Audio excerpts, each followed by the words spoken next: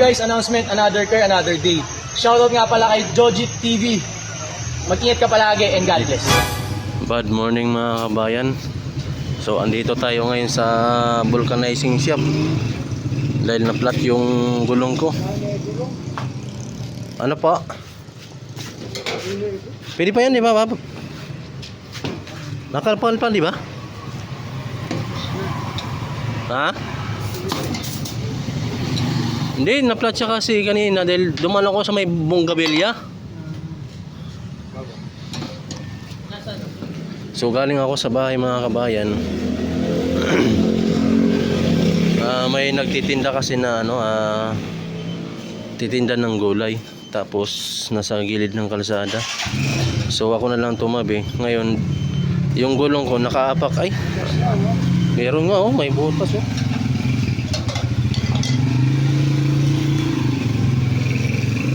Nakaapak siguro ng Bonggabilya mga kabayan. Tsaka may butas na yung gulong oh.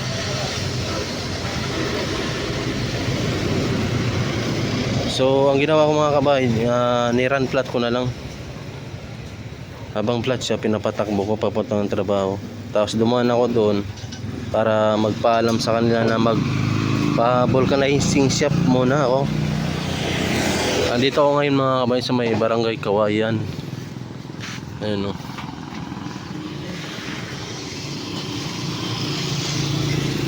Barangay Kawayan. So yung trabaho ko dito, mga daanan lang. Doon sa butas. Pwede pa muna ba? Pa-temporary? Trabaho ko sa ako. No, Bap, no? Na lang? Pasapin. Pasapinan muna natin yung butas mga kabayan. Pati kay ngarap. Malambot yun. Ayun, no? Waka fishing on the ring, ana? Palitan na naman.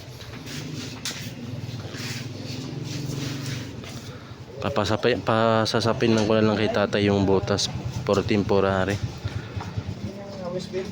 Dahil wala akong dalang dito kasi magkano yung gulong tay? Tay? Magkano po? 500. 500?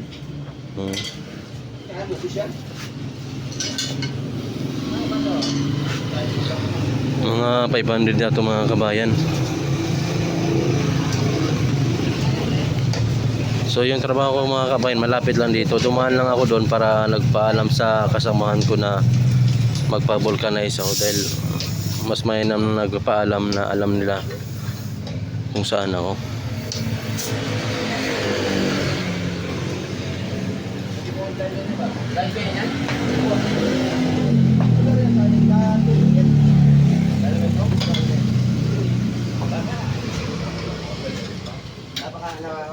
Ayan ang mga kabayan, sasapin na ng tatay. Kung siniswerte ka nga ng mga kabayan, umagang umaga. Umagang umaga.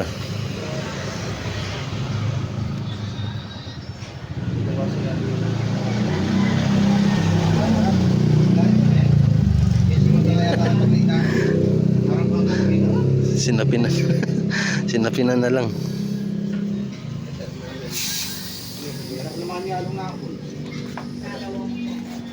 Ayun na, loto na mga kabayan. Naluto na. Ayan, babad sa tubig para lumamig.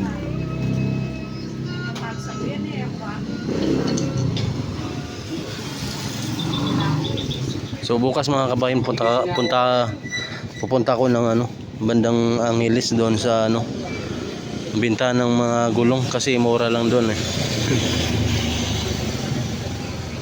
Noong nakaraan nakabili ako doon na murang motorcycle parts.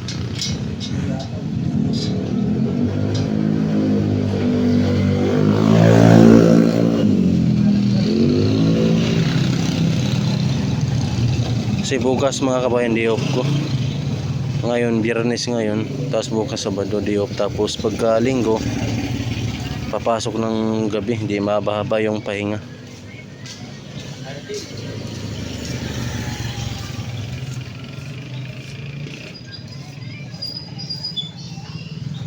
Litirano na si tatay sa mga ganyan.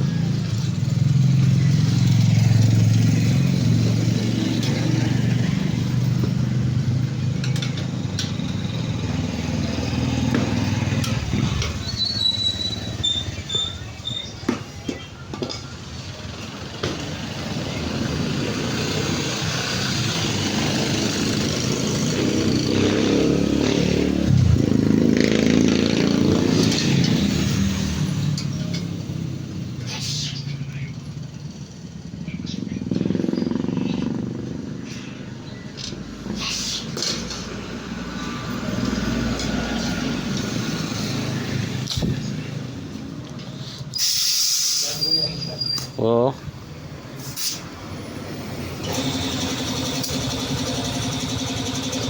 Hanggang tayo.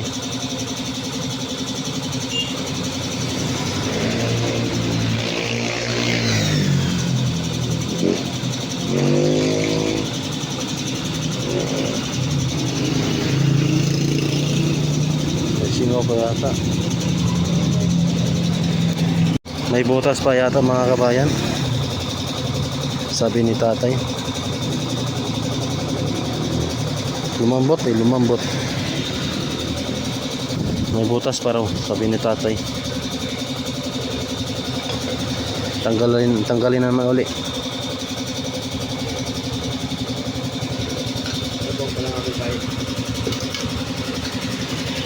May butas na naman siguro mga kabayan dahil lumambot siya. Mamaya na naman. Pangalawa na yun mga kabayan, sana okay na. Wala nang butas. Dahil kanina may butas pa eh. May dalawang butas kanina. Bukas, palitan na yan ng bukas ng mga kabayan. Punta kong Angeles. So mga kabay, may naispatan na naman tayong kalakal oh. Puntahan natin sa gid. Meron na naman. Ma'am, kunin ko na yung kalakal ma'am ha. Buksan natin. Oh. Di ba? Ma'am, kunin ko na yung kalakal. Kalakal again. Kwartang labo. Kwartang labo na naman. Dito muna sa likod. Saka na natin to yupi-yupin. Balikan muna natin yung gate. Sarado natin.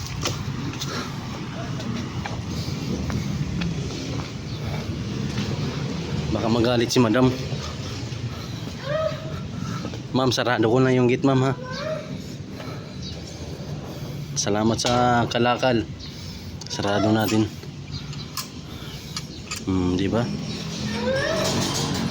Ang buwang oh.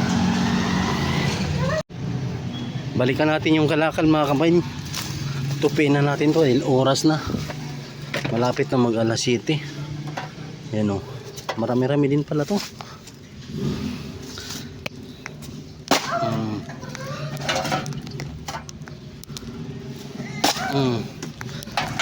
Diba?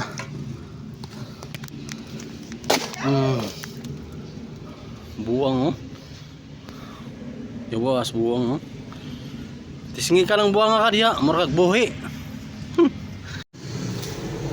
Natapos rin mga kabayan oh. Marami-rami din siya.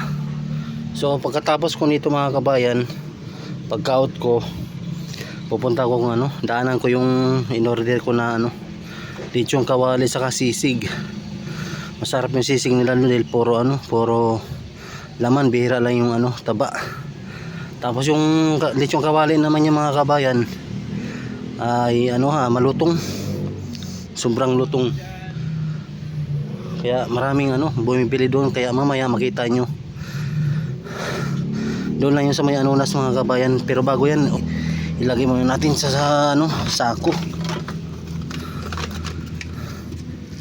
Time check tayo mga kabayan, 6:40 ng gabi. Mga 7 uwi na tayo. Bukas di off, bawi.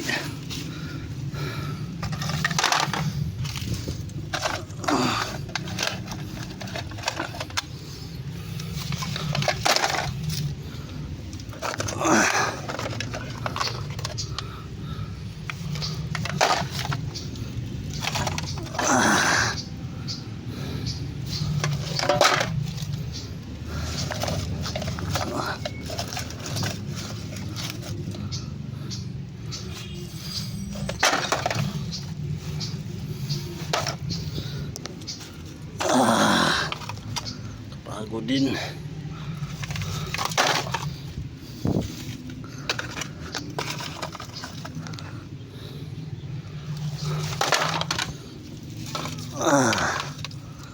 Oh, di ba? Dami na oh. Kwartang labo na. Kwartang labo.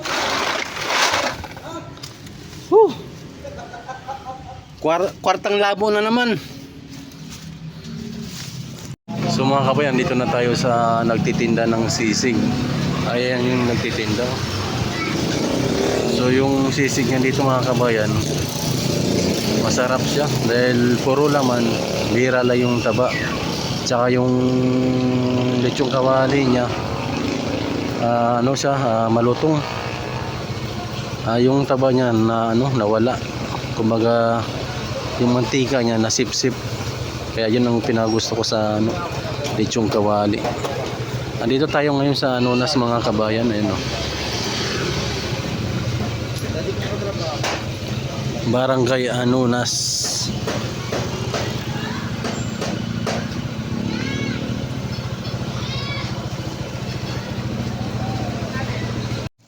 Ito na mga kabayan yung sisig nila oh. Yan, masarap to. Tapos ito naman yung lechong kawali. Malutong yung mga kabayan dahil inaano siya ng mantika talaga, as in tinanggalan, kumbaga pinakupos ba sa Bisaya.